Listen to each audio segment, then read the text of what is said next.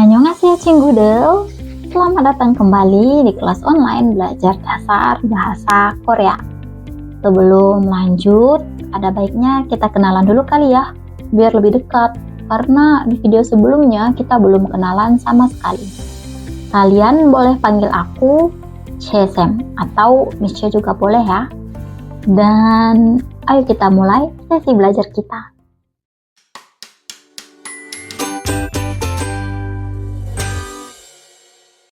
Sebelum kita masuk ke materi, ayo kita pahami sedikit tentang sejarah dan perkembangan Hangul.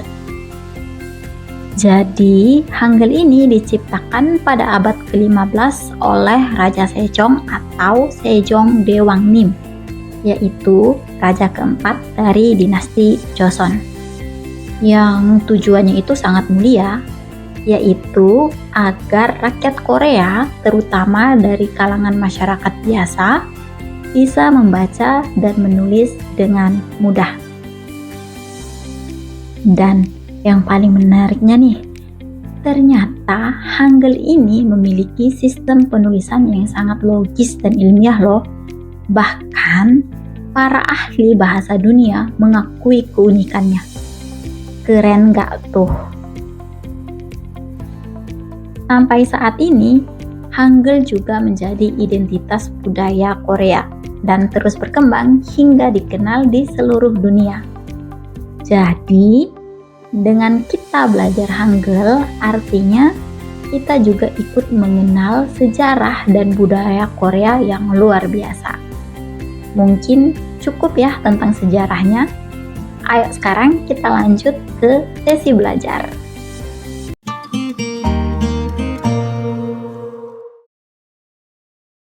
Nah, sekarang kita lanjut ke materi. Setelah video sebelumnya kita belajar tentang vokal dasar atau dalam bahasa Korea itu moeum. Sekarang saatnya kita lanjut ke bagian yang enggak kalah penting, yaitu konsonan dasar. Yang dalam bahasa Korea itu adalah jaeum. Dan oh ya, aku selalu mau ngingetin ke kalian kalau penulisan kata dalam Hangul pasti selalu didahului huruf konsonan. Jadi siapkan catatan dan semangatmu. Ayo kita lanjutkan perjalanan seru belajar Hangul. Huruf pertama konsonan dasar itu giok. Bunyinya mirip kayak huruf G, tapi di beberapa posisi bisa juga terdengar kayak huruf K. Jadi kadang terdengar G, kadang K, ya tergantung di mana dia muncul dalam kata. Selanjutnya ada huruf nien. Bunyinya tuh simple banget kayak huruf N dan bentuknya juga gampang diingat, mirip kayak sudut siku-siku kecil. Selanjutnya itu ada huruf diget. Bunyinya mirip huruf D, tapi kadang juga bisa terdengar kayak T, tergantung posisinya lah. Kalau dilihat bentuknya pun kayak setengah kotak yang terbuka ke kanan. Gampang banget kan dikenalin. Yang keempat nih, huruf ini agak tricky nih. Riel. Bunyinya bisa R atau L, tergantung tempatnya.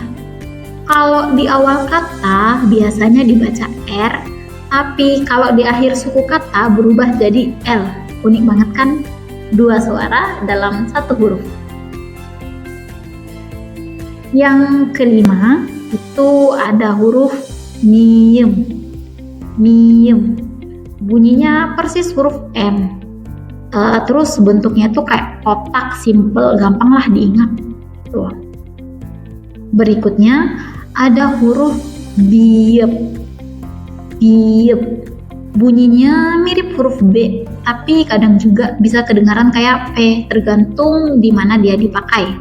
Misalnya di awal kata bunyinya itu B, tapi di akhir bisa jadi lebih ke P. Tuh. Huruf selanjutnya itu dibaca siot. Siot. Bunyinya kayak huruf S. Super gampang kan? Bentuknya juga lucu, kayak atap rumah gitu. Nah, ini huruf yang agak spesial nih. Dibaca iyeng. Iyeng. Huruf ini kalau di awal suku kata, dia nggak punya bunyi alias bisu. Tapi kalau di akhir suku kata, dia berubah jadi bunyi kayak di kata bang atau king, kayak king. Jadi satu huruf dua fungsi. Selanjutnya ada huruf jit. Jit bunyinya kayak huruf J aja, J biasa. Nah, berikutnya ada huruf cit. Cit bunyinya kayak CH gitu dibaca. Jadi diucapannya tuh dengan hembusan udara yang lebih kuat, cit, dahannya. Terus huruf selanjutnya itu dibaca kit. Kit bunyinya mirip kayak huruf K di bahasa Indonesia, tapi diucapkan juga dengan hembusan nafasnya, itu kayak ada nafasnya, jadi K. Nah, terus selain itu tuh huruf ini juga populer banget nih di chattingannya orang Korea. Pakai tanda kayak ini, itu artinya kayak emot ketawa gitu, hahaha, lucu ya. Nah, selanjutnya itu ada huruf tit. Tit bunyinya kayak huruf T sama kayak huruf K tadi. Ini juga ada hanya, jadi kayak ada hembusan udaranya. Nah, kalau diucapin juga ada sedikit napas yang keluar setelah bunyi T, sama kayak K tadi. K. Selanjutnya ada huruf tiep. Tiep. Nah, bunyinya juga mirip kayak huruf P, tapi ada agak hembusan itu, kayak ada hanya di belakang kayak K. K. Dan huruf terakhir konsonan dasar itu ada hit. Hit bunyinya kayak huruf H. Terus bentuknya juga lucu, pas banget gitu. Dan ini huruf yang bikin pengucapan jadi lebih bernapas, jadi lembut banget suaranya. Hit. Sekarang ayo kita coba buat contoh kata dalam bahasa Korea. Huruf pertama tadi giok. Nah, contohnya itu gogi. Gogi yang artinya daging. Kedua tadi nyun. Contohnya itu nun. Nun yang artinya salju atau mata. Jadi tergantung konteksnya ya. Terus huruf yang ketiga tadi diget. Contohnya dal. Dal. Nah, ini artinya bulan. Keempat tadi hurufnya real. Contoh katanya itu ramyeon. Ramyeon. Jadi kalau kalian sering dengar orang Korea di drama Korea gitu, ramyeon gitu. Artinya mie instan. Mungkin kalian sudah sering dengar lah ya, ramyeon. Nah, yang kelima nih hurufnya tuh mim. Contohnya mul. Mul itu air. Keenam tadi biup. Contoh katanya itu bada. Bada yang artinya lauk. Ketujuh tadi siot. Contohnya itu sarang. Sarang yang artinya orang. Nah, yang kedelapan ada huruf iyeng. Yang tadi, yang huruf spesial tadi tuh. Contohnya itu yong. Yong.